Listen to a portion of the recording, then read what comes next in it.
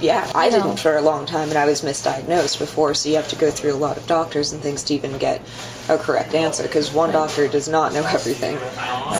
Yeah, most musicians or anyone even remotely in the public eye, if they're not crazy in some way, they're addicted to something, and so, like, I get the other side. I have no addictions whatsoever, but I got that, so... Yeah, everybody has something. So it kind of is appropriate in any sort of an entertainment-based magazine that we talk about these things. I think anything you can create that's an outlet is a form of therapy. Probably even if you're not crazy, that can, or on drugs or whatever, having that outlet could help in any case or keep you from, Sure. So what would you like to talk about first? Your music, your shows, your new album? Yeah, let's warm up with some musical sparkly goodness. Okay. Excellent. There's rumors that not rumors, you've posted on Twitter that you're working on a new album. That's what's fun is because Twitter exists, I can start my own rumors. Yes. It's perfect, because now artists don't have to do a press release or anything. They can just start these little things and talk, and all of a sudden it's out there, and people don't really know how that happened, but that is, I never even thought about that before, but that's what Twitter is. It's like the rumor mill that you can start yourself. So yes, I started this rumor that there is a new record being made. It is. It's Fight Like a Girl. I think everybody knows that by now, and they call it Flag for short, which is really cute and perfect, because I didn't even think about that, but yes, raising the flag for that. And that's the next chapter in the music and the show, and the chapter 2 of the Philiac record. It takes you deeper into the story of the Asylum book, which is what's really important here, is that story, and what we do is try to represent that story. So it's the next part of that. It represents the part in the book where shit really starts to go down and gets real, where the event called the Tea Party Massacre happens, where basically it's about the point where the girls finally figure out how they can break through these barricades, these prison walls, and what they do then, which is, of course, like, they go after the doctors with their own tools. So it's just about, that's when the war happens, to take back your space. So that's what's coming next. It's going to be epic film soundtrack style, just violent, brutal, beautiful, intense, fun. So a little more brutal than what we've had before, but just as lush and beautiful. You seem to mix everything. You mix the theatrical aspect of it and everything. Yeah. How do you develop the shows? For instance, the show's sort of like a therapy for you. Are you trying to make it into group therapy, or is it more like... It's actually a really good point. Just therapeutic for you? Yeah. When you think about how you're going to set it up. Right. Well, the difference is that when I make a record or just write the music on my own, that's all about me. And I'm not thinking about anybody else. It's what do I need to create or get out or get in or something, and express and that. So that's when it's completely selfish. Everything changes when we switch over to stage world, and that becomes like, this is theater land. Now, it's not a rock show. It's a theater piece. It's an experience, or it's going clearly like more and more every day in the direction of Broadway musical. That's obviously what's coming.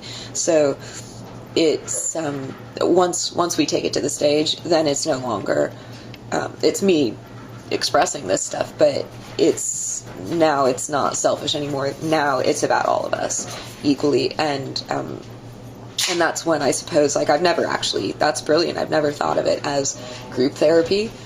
I guess I have, but I haven't put that term to it, so thank you.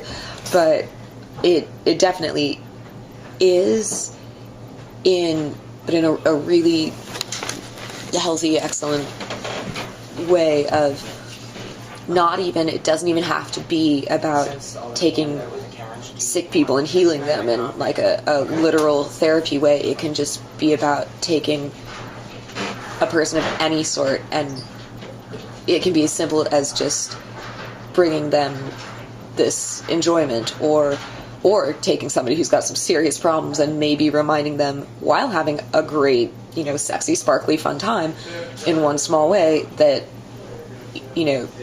relying on your individuality to carry you through some crazy times, or not paying attention to a bunch of doctors who tell you that you're insane, when just because you do certain things doesn't necessarily mean that you're crazy. Just because you're bipolar doesn't mean that you're crazy. Crazy is a whole different term, and it just, and it also, like, definitely, it doesn't make you bad. It doesn't make you a bad person. It doesn't make you flawed. It shouldn't get in the way of a lot of things in your life. So I think that's a hang-up that I've always had, that probably a lot of people do, is that all of this stuff affects essentially who you are and makes you less, or makes you a flawed, genetically flawed, bad person. And I know that kind of is taking it on to the second part, so we'll just stop that. But the group therapy aspect definitely is real, but what it's really for is creating unity. And so the goal that I have every night when we perform is to bring people of all different kinds together, because when you see the show, it's actually shocking the age differences. There's absolutely as many boys as girls now, and that happened a little while ago, where it just completely evened out. And then and just like different walks of life, you've got the goth kids that are just dressed to the nines, and in that, and then you've got like the Lolita girls, and you've got people making their own costumes, you've got people baking muffins, and you've got the metalheads, and then you've got just completely normal people that you're like, where the hell did you come from, and how did you know about this? And that's even the most beautiful, because I'm just, wow, like something is happening when that guy knows to come here. And like some older, completely normal looking dude in a flannel shirt, and you're like, whoa, that's when I get really proud. Like, clearly we're doing something right, because we're not just preaching to the converted anymore. Right. It's actually getting out somewhere, and it's about bringing all these people together in a situation where, for that night, you don't apologize for anything. That's one place where, like, this little sanctuary that we're creating, this is our asylum, which the word means a sanctuary, a place to go to be safe. And that isn't how it really is in the outside world. An asylum is a nut house where you go to be tortured, in my experience and many others. Back in the day and now, it hasn't really changed. So that is, it's all about making it what it was supposed to be. And about, for right now, everybody's okay. All those things that you have in your head, all those, we have like a huge and growing every day gay, lesbian audience that they've been there since the beginning, but now it's becoming more, and we see more married gay couples coming to the show, and more just people, like ladies that bring their wives, that are completely out and proud of this and are coming to celebrate this with us. So we have just pretty much everybody. We have a load of transvestites, everybody that I'm so proud of, each and every one of them. And here is where everybody can stand next to each other, all for the cause of just sharing this experience, sharing the beauty of this thing that we're trying to give them, and realizing that for this moment, the whole thing that makes this work is that you are all so different and you are all so the same. And that's how we are as well. So it's the unity of everything that makes it work, and I guess that is the group therapy. Out of music school because yeah. So I actually wanted you to elaborate Sure. on that, because that sounds interesting. Yeah, it's pretty simple actually. It's when I went to music conservatory, which is essentially college, for anyone who doesn't know, that it was a major, one of the top conservatories in the country for classical music anyway. And so I became disillusioned really quickly when I had hoped that it would be all about the music, and it turned out that it really was about the appearance and all of that, which people think that I'm making it about the appearance now, but they made it about the appearance first when my appearance didn't fit with what they thought it had to be. Essentially, that just means that I've always been a little bit showy and like was happy to wear things without sleeves and things that in our modern day world you're like, what the fuck is the big deal? But there it is all about being intensely conservative, about being intensely modest, about basically their goal is, and literally was told many times, you are not an individual, you are a vessel for the music of this dead person. In all respect to the dead person, I don't think that's what they would want. I think that they would want this to be created and recreated every time it's played by anyone in an individual way, by an individual soul, and I thought that was just, it was all about not wanting to distract the audience by your own personality or image or anything. And I thought that really was just insulting to an audience to say that they're so easily distracted or that they couldn't possibly focus on more than one thing at a time. And I believe in an audience far more than that. And it was at that point where their critique of me became entirely about my behavior, my visual, all these external things, and not about the music. That when I said, but what about this? How's the playing? And they said, we have nothing to say about that. They called my mother and complained about my behavior and how I looked. And it wasn't like I was behaving badly, it's just that I was adamant about having a personality. And that was just very, very much frowned upon because they only thought, just God, this is going to get worse and worse and worse. And if you're going to be like a world-class soloist who's on podiums all over the place professionally, then you're going to just really have to tone it down. And I just foresaw, like, it was at that time in my life, it was 15. I was 15 and 16 when that really started to get bad.